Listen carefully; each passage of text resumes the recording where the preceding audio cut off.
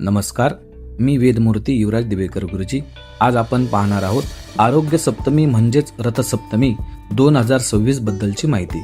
शास्त्रानुसार माघ शुक्ल सप्तमीला सूर्यदेवाचा जन्म झाला, म्हणून हा दिवस भानुसप्तमी म्हणून ओळखला जातो. यंदा 25 जानेवारी 2026 रविवारी हा शुभयोग आला आहे. विशेष म्हणजे हा दिवस सूर्याचाच वार आहे.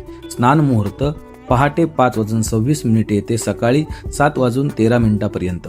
सूर्योदयापूर्वीचे स्नान अत्यंत पुण्यकारक असते. या दिवशी डोक्यावरती रुईची म्हणजेच अर्क या वृक्षाची 7 पाने ठेवावीत. त्यावर अक्षदा आणि हळद कुंकू ठेवून स्नान करावे.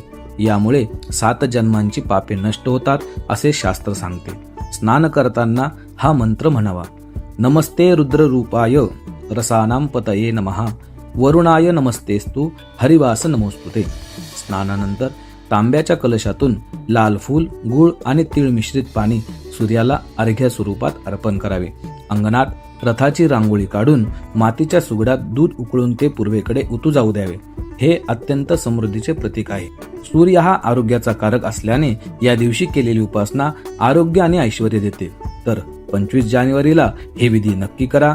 माहिती आवडल्यास व्हिडिओ लाईक आणि शेअर करा. धन्यवाद. शुभम भवतु.